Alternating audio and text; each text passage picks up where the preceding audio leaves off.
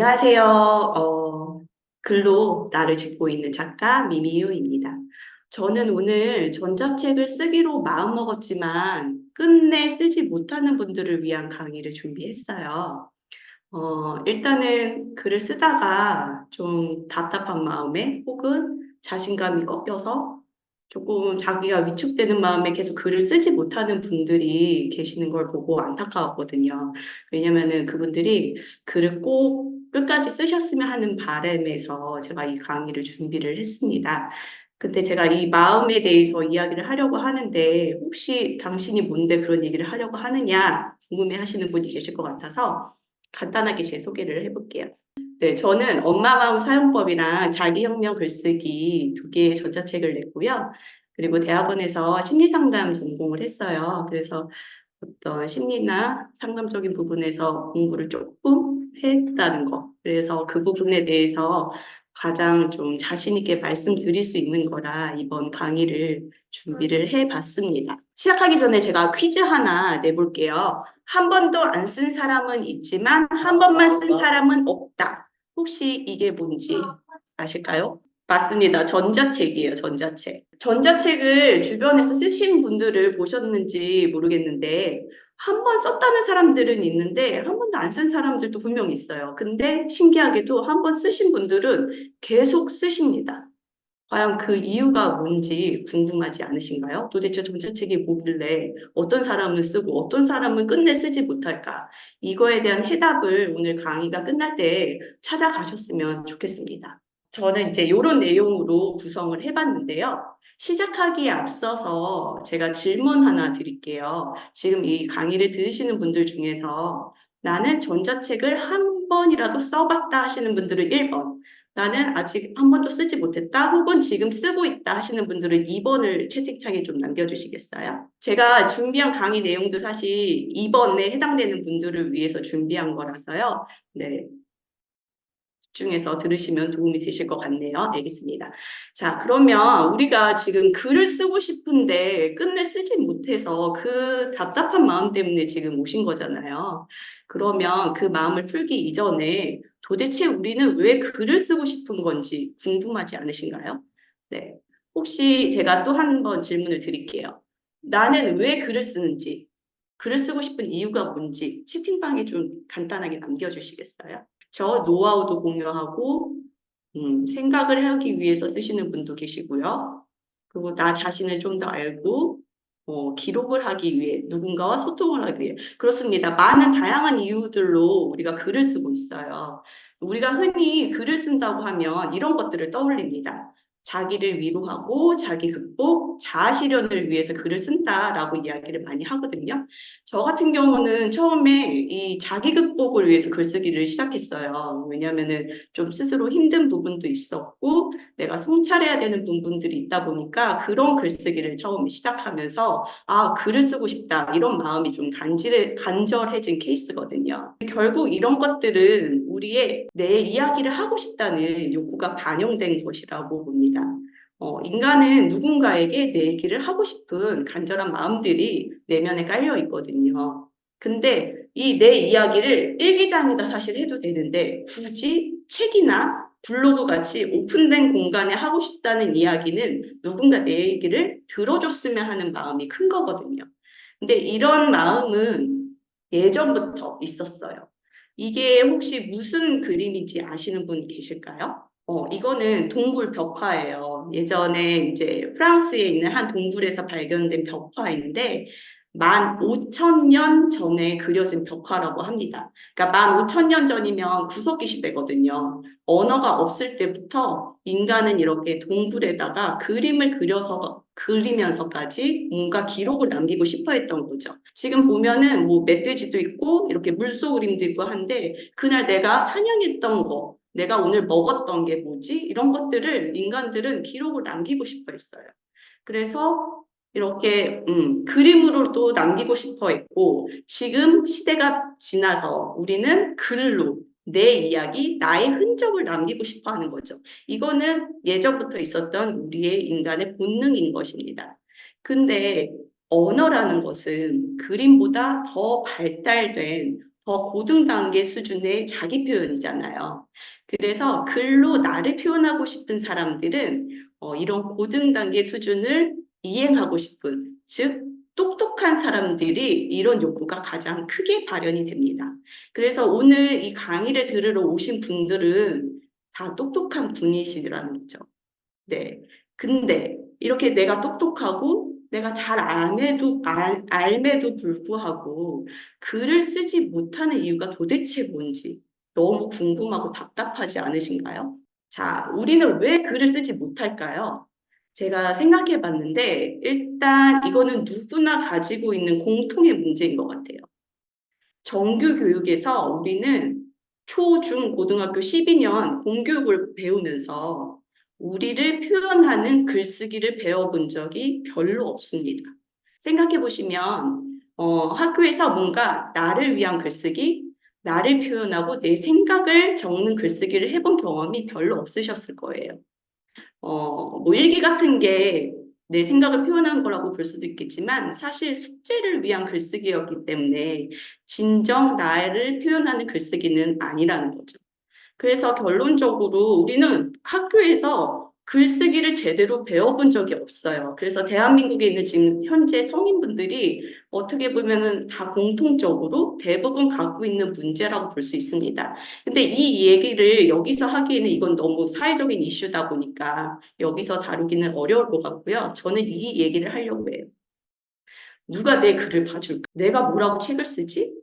내가 무슨 글을 써? 이런 마음 때문에 글쓰기를 하다가 중간에 중단하시는 분들이 많이 계십니다. 근데 저 또한 그랬어요. 이 책은 제가 6개월 전에 썼던 책이거든요. 근데 이 책을 쓰면서 처음에는 되게 호기롭게 시작을 했어요. 왜냐하면 이제 초등 학부모가 되면서 겪었던 어떤 갈등이라든지 내면의 어떤 큰 문제들이 좀 나름대로 있었거든요. 그래서 내 구겨진 자존감을 한번 펴보자 이런 의도로 글을 쓰기 시작했는데 막상 쓰다 보니 아니 내가 뭔데 대한민국 학부모를 대표해서 이런 글을 쓰지? 이런 생각이 스물스물 올라오더라고요. 그래서 결국 이 책은 끝내 마무리 짓지 못했어요. 그리고 두 번째, 제가 2달 정도 지나서 두 번째 책을 쓰기로 다시 시도를 하게 됩니다. 이때는 이제 마음관리, 엄마의 마음관리 측면에서 글을 써보게 됐는데요. 결국에는 불안함에서 평온한 마음을 쓰다가 제 불안함만 더 커지게 됐어요. 이 책을 과연 누가 볼까? 이런 생각이 너무 강하게 들었거든요. 그래서 결국 이 책도 마무리를 못하고 중단하게 됩니다. 그러다가 결국 제가 6개월에 걸쳐서 고민한 끝에 네, 엄마 마음 사용법이라는 책이 지난 3월 달에 나오게 됐거든요. 근데 이 책은 재미있게도 3주 만에 책이 나왔어요. 제가 6개월 동안 마음고생하고 힘들었지만 결국 책이 나온 거는 3주 만에 책이 나온 거죠. 앞서서 강의해 주셨던 우리 엄마의 브랜드님이랑 같이 이제 새벽 글쓰기를 하면서 쓰게 된 책이거든요. 그래서 제가 이 책을 쓸 수 있었던 이유는 사실 요 앞에서 제가 요런 것 때문에 글을 못 쓴다고 얘기했는데 가장 큰 이유가 자기 안에 있는 자기 검열 때문에 글을 끝내 쓰지 못하고 자꾸 멈칫멈칫 머뭇거리게 되는 거거든요. 그래서 이 자기 검열을 떨쳐내신 분들이 결국에는 글을 끝까지 쓰게 되시더라고요. 그래서 아까도 제가 여쭤봤는데 전자책을 쓰신 분과 쓰지 않으신 분들의 차이점은 바로 이 자기 검열을 넘어섰느냐. 그리고 끝내 넘어서지 못하고 장애물처럼 이렇게 눈앞에서 계속 막혀있는 상태로 머뭇거리고 있느냐. 이 차이인 것 같더라고요. 그래서 사실 자기 검열이 없으신 분은 이 세상에 한 명도 없어요. 인간이라면 누구나 다 있는 건데 사람에 따라서 강도의 차이만 있는 거죠. 누군가는 더 크게, 누군가는 조금 낮게. 그래서 허들이 낮기 때문에 쉽게 넘을 수 있는 분이 있는가 하면 그 장벽이 너무 높아서 넘어가기가 어려우신 분들이 분명 계시는 것 같습니다.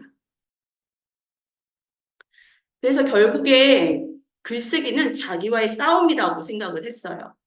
왜냐하면 특히나 전자책을 처음 쓰시는 초심자라면 이 마인드 관리가 처음에 되어 있지 않으면 내가 아무리 기술적인 거를 많이 알고 있다 하더라도 결국 끝내 써내기가 어렵다는 거죠. 그래서 요 자기와의 싸움을 조금 더 잘 하실 수 있게끔 도와드리고 싶은 마음에서 제가 오늘 강의를 준비하게 된 이유였습니다. 제가 글을 못 쓰는 이유를 이 줄탁동시라는 사자성어에서 찾아봤어요. 이 사자성어를 혹시 아시는 분 계시면 1번, 모른다 하시는 분은 2번. 채팅방에 좀 남겨주시겠어요? 네, 맞아요. 이거 그렇게 잘 알려진 사자성어가 아니라서 충분히 모르실 수 있어요. 이거는 뭐냐면 병아리가 알에서 깨어 나올 때 이제 알을 쪼개고 나오잖아요. 알껍질을. 그때 밖에서 어미닭이 알껍질을 같이 쪼아주면 훨씬 더 빠르고 편하게 알 밖으로 병아리가 나올 수 있다는 얘기예요. 그래서 아주 적절한 타이밍을 강조하는 사자성어입니다. 근데 이 사자성어에서 우리가 글쓰기를 못 쓰는 이유를 발견할 수 있어요. 바로 뭐냐면 이 알 속에 있는 병아리가 내 내면에 있는 진짜 자아인 거죠. 왜냐면 줄탁동시가 타이밍의 중요성이라고 말씀드렸잖아요. 그 이유가 만약에 병아리가 알 속에 있는데 아직 밖으로 나갈 준비가 안 되어 있어요. 근데 섣부르게 밖에서 어미닭이 알을 쪼아버리면 어떻게 될까요? 병아리가 제대로 온전히 세상 밖으로 나올 수가 없겠죠. 그래서 알 속에서 충분히 내가 나아갈 준비가 됐을 때 어미닭이 쪼아줘야 그 적절한 타이밍이 필요하다는 거죠. 근데 이 글을 쓰면서 아직 내면의 자아가 성숙되지 못하고 아직 잘하지 못하신 분들 같은 경우에는 함부로 알을 깨고 밖으로 나가는 게 어려운 게 당연한 겁니다. 그리고 여기서 어미닭이 쪼아주는 이 기능을 저는 글쓰기라고 봤어요. 그래서 이 글쓰기가 계속 나를 쪼는 거죠. 밖에서. 너 나와봐. 너 빨리 세상 밖으로 나와봐. 이렇게 쪼아주는 건데 아직 내가 준비가 안 되어 있다면 섣부르게 나가는 게 두렵고 어렵겠죠. 그래서 지금 글을 못 쓴다고 주저하거나 힘들어 하시는 분, 그런 분들은 내 역량이나 글쓰기가 어려워서 못 쓰는 게 절대 아니라 아직 여러분들의 타이밍이 오지 않아서 그런 거라는 걸 꼭 아셨으면 좋겠어요. 지금은 성숙되어 가고 있는 과정이다. 요거를 꼭 기억하셨으면 좋겠습니다. 그러면 내가 이 타이밍을 그냥 손 놓고 기다릴 수는 없잖아요. 그래서 글을 쓰면서 내가 성숙되어 가는 정말 나만의 타이밍, 알을 깨고 나갈 수 있는 나만의 타이밍을 찾으셔야 된다고 생각을 해요. 그래서 글쓰기를 포기하지 않고 끝까지 쓰셨으면 하는 마음이 아주 큽니다. 그러면 어떻게 글을 써야 될까? 앞에서 우리 엄마의 브랜딩님이 말씀을 해주셨지만 이게 타이밍을 줄일 수 있는 방법이 지금 나만의 글이 있다면 기존의 글을 하나의 주제로 모아서 책을 엮어내는 방법이 사실은 가장 빨라요. 이게 심리적인 저항도 줄여가면서 글을 빨리 쓰고 내 책을 빨리 낼 수 있는 가장 좋은 방법이거든요. 그래서 엄마의 브랜딩님 강의를 한 번 더 보시면서 더 이거를 체화하시면 도움이 되실 것 같고요. 혹시 여기 계신 분들 중에 나는 기존에 글이 없는데 어떡하죠? 라는 분이 분명 계실 것 같아요. 그런 분들 같은 경우에는 기존에 내가 쌓았던 전문 분야나 노하우, 뭐 기술 같은 거, 그러니까 최대한 내 이야기가 들어가지 않는 담백한 수준의 정보 전달성의 책을 첫 책으로 쓰시기를 추천드립니다. 만약에 처음부터 자동적인 에세이로 접근을 하시게 되면 이런 심리적인 장벽에 많이 부딪힐 가능성이 크거든요. 그래서 쉽게 진도 빼기가 쉽지 않으실 거예요. 그래서 첫 책은 기술적인 거나 정보적인 내용, 그런 얘기를 쓰시는 게 좋다는 거 말씀드리고 싶습니다. 그리고 우리가 글을 못 쓰는 분들 중에 이런 얘기 많이 들으셨을 거예요. 일단 써라. 저는 처음에 글이 안 써지는데 일단 쓰라라고 하는 말이 너무 답답하게 들렸어요. 글이 안 써지는데 도대체 뭘 쓰란 얘기인가. 근데 이 일단 써라의 의미를 알고 나면 조금 답답함이 해소가 되실 것 같아요. 일단 써라에는 이런 의미가 있습니다. 재료를 찾기 위한 거죠. 내 안에 어떤 재료가 있는지 모르는 상태에서는 결코 하나의 주제로 글을 쓰기가 어렵거든요. 그래서 써봐야 내 안에 두부가 있는지, 감자가 있는지, 호박이 있는지 알 수 있는 거죠. 그래야 그걸 가지고 된장찌개든 김치찌개는 끓일 수 있으니까요. 그래서 일단 쓰는 게 굉장히 중요합니다. 또 중요한 거는 써보면서 내가 뭘 좋아하는지 탐색할 수가 있어요. 글쓰기는 단기적으로 쓰다마는 작업이 아니라 꾸준히 계속 써야 되는 장기적인 작업이거든요. 그래서 만약에 내가 이 일 자체에 흥미가 없으면, 글쓰기에 흥미가 없으면 꾸준히 쓰기가 힘듭니다. 그래서 내가 좋아하는 거를 찾아서 쓰는 게 굉장히 중요하거든요. 그 과정에서 일단 쓰는 게 여러분들에게 굉장히 도움이 됩니다. 그다음에 앞에서도 얘기했던 자기 검열. 이게 시간의 틈이 생기면 정말 스물스물 기어 들어오듯이 커지는 거거든요. 그래서 이거를 방어하기 위해서라도 쓰는 거를 계속 게을리 하시면 안 돼요. 왜냐하면 쓰는 과정에서는 그런 자기 검열이 생각나지 않거든요. 그래서 자기를 방어하는 차원에서도 반드시 머뭇거리지 말고 꼭 쓰시라고 말씀드리고 싶습니다. 그리고 이런 분들 계세요. 글을 쓰다 보면, 내가 목차는 정했는데, 이상하게 쓰다 보면 내용이 산으로 가요. 목차에서 벗어나요. 혹은 주제에서 벗어나는 글쓰기가 자꾸 나와요. 라고 하시는 분들 계세요. 이런 분들은 내용이 산으로 간다고 해서 억지로 끌어내리지 마시고요. 한번 어디까지 가는지 두고 보세요. 두고 본다라는 말은 계속 쓰시라는 말씀입니다. 쓰면서 내가 어디까지 이야기가 가는지를 보는 거죠. 이렇게 쓸 수 있는 이유는 우리에게는 퇴고라는 멋진 기능이 있거든요. 그래서 나중에 퇴고할 때 다 걷어내시면 되니까 그거를 염려하지 마시고 내용이 산으로 간다고 해서 염려하지 마시고 그냥 계속 써보시기를 권해드릴게요. 그래서 무조건 쓰시라는 거.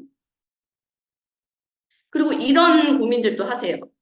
쓰다 보니까 했던 말 또 쓰고 썼던 말 또 하고 너무 지겨운데요? 라고 하시는 분 계실 수 있어요. 근데 중요한 거는 아까도 그 목차 부분에서 이 목차는 사실 우리가 의식적으로 의도하는 글쓰기일 수 있어요. 근데 내용이 자꾸 산으로 간다는 거는 내 무의식에서 정말 하고 싶은 말일 수가 있거든요. 근데 이것도 마찬가지예요. 했던 말 또 하고 또 하는 거는 진짜 내가 어쩌면 마음속 깊은 곳에서 정말 내가 하고 싶었던 가장 중요한 말일 수 있습니다. 그래서 이걸 무시하지 마시고 한번 써보시라고 말씀드리고 싶어요. 나중에 퇴고 때 걷어내면 되니까. 그리고 마지막으로 해결 방안으로 저는 환경 세팅을 말씀드리고 싶어요. 왜냐하면 글을 쓰려면 사실 글 쓰는 환경이 뒷받침되지 않으면 결코 써내기가 어렵거든요. 그래서 환경 세팅은 시간 확보가 매우 중요하다는 거. 앞서 엄마의 브랜딩님하고 같이 글을 쓸 때도 마찬가지였지만 그 새벽 시간에 고정적으로 저희가 글을 썼거든요. 그게 굉장히 강력한 힘이 되었습니다. 왜냐하면 꾸준히 쓸 수 있게 만들었거든요. 그래서 나를 그런 환경에 놓아주는 게 굉장히 중요합니다. 참고로 저는 이제 그 엄마의 브랜딩님이 줌으로 새벽 도서관을 열지 않을 때는 저 혼자 써야 되니까 근데 혼자서는 쓸 자신이 없더라고요. 그래서 제가 썼던 방법이 인스타에 이 뭐지 라이브 방송 이걸 켜놓고 글을 썼어요. 그래서 이렇게 강제적으로라도 환경 세팅해 놓고 나를 글을 쓰게 만드는 게 굉장히 중요하다는. 그리고 칭찬. 칭찬은 사실 남들한테 듣는 것도 좋지만 셀프 칭찬이 가장 큰 힘이 될 수 있거든요. 그래서 칭찬을 받기 위해서도 일단 쓰는 게 굉장히 중요합니다. 왜냐하면 쓰는 나 자체가 기특하잖아요. 어렵고 힘들지만 결국 써낸 내 자신에게 잘했다. 너 기특하구나. 이렇게 셀프 칭찬할 수 있는 환경. 이것도 굉장히 중요한 요소입니다. 그리고 끝으로 내가 지지받을 수 있는 환경을 만드는 게 중요해요. 그래서 요거는 주변 사람들 지지가 굉장히 중요한데, 만약에 가족들이나 친한 친구들에게 지지를 받을 수 있으면 가장 좋을 것 같고요.